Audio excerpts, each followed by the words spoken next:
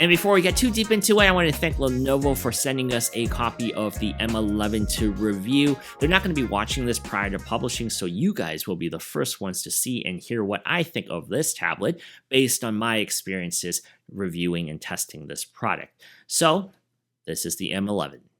If consistency is of any relevance in the tech world, Lenovo would be the face of it. Across the board of gadget products, the Chinese company has dominated the markets with affordable, well-performing items that make users feel good about their purchases. Whether it's a laptop, a PC, or even a phone, Lenovo has excelled in many categories over the years.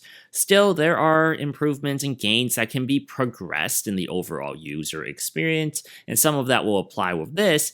As an affordable tablet option, Lenovo has thoroughly explored this segment of the tablet market extensively, with other competitors encroaching this mid-sized tablet field with attractive offerings. I was very interested to verify whether Lenovo was actually still competitive with their affordable tablet offering here. The Tab M11 maintains a relatively clean slate appearance. It comes in a single shade of what the company calls Luna Gray, with only a darkened strip riding vertically down on the camera hump for any other color variation here. Like essentially all of Lenovo's other products, the M11 has an extremely professional appearance to its design. It's simple but clean looking. It's almost just boring to an extent. In an internet age where every little design choice that deviates from the norm is scrutinized, the M11 plays it safe, and that traditionally makes it more attractive to a wider range of buyers. For a relatively inexpensive device, there is a satisfying touch to the tablet that doesn't feel cheap.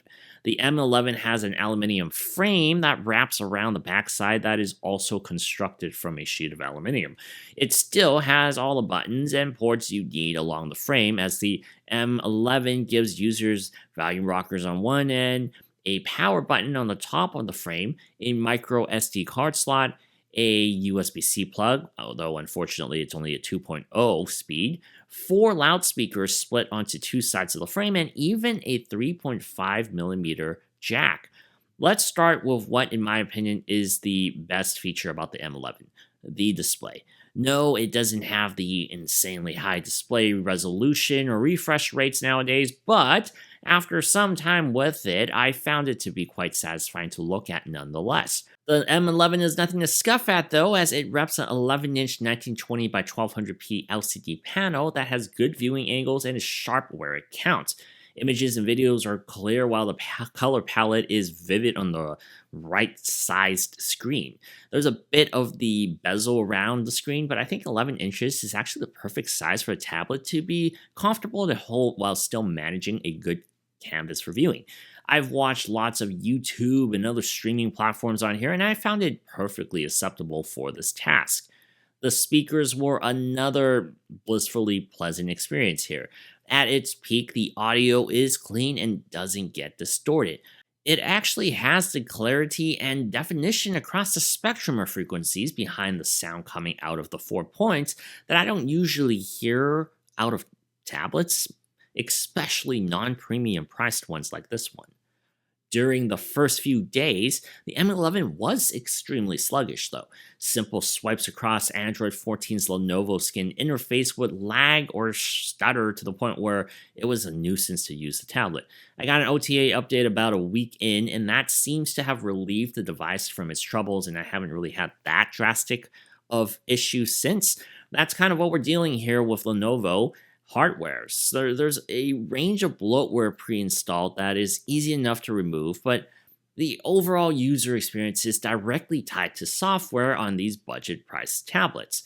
With a MediaTek Helio G88 processor, 4GB of RAM, and 128GB of storage, the M11 isn't a powerhouse by any means. What it does do is to utilize MediaTek's aging octa-core CPU to at least leverage decent gaming performance if you game. I ran a slew of Android apps and games through the what I call the Alex Gauntlet, and I found the M11 to get passing marks.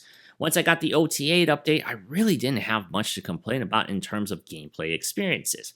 All of my Android games and my rotation ran smoothly with good frame rates without really any issues.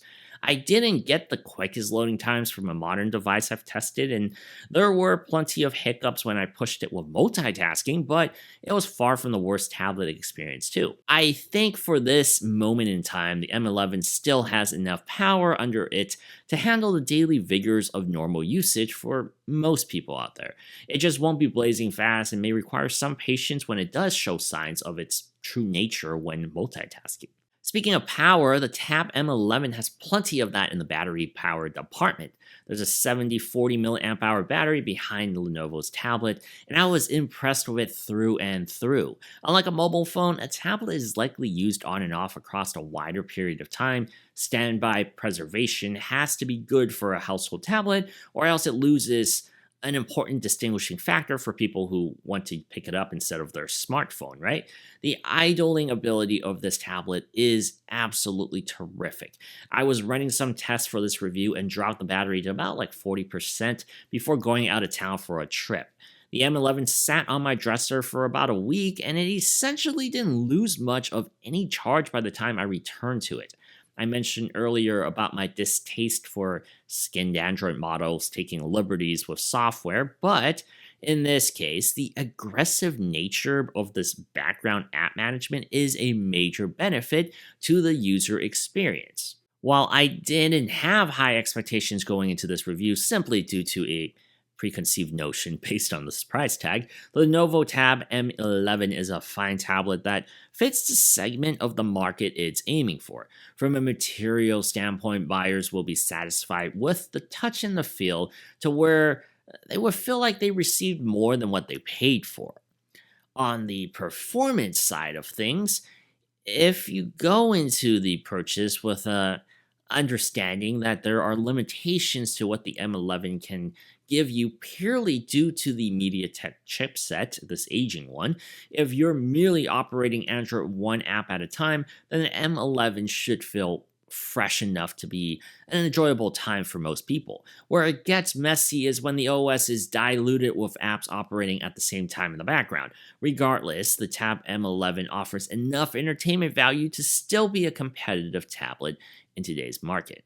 And that wraps it up for this video. Thank you so much for watching. I'm Alex from the Sypnotix. If you found this helpful, hit that like button and subscribe button. It definitely helps your channel. And go to sypnotix.com, our publication, to read more about this tablet.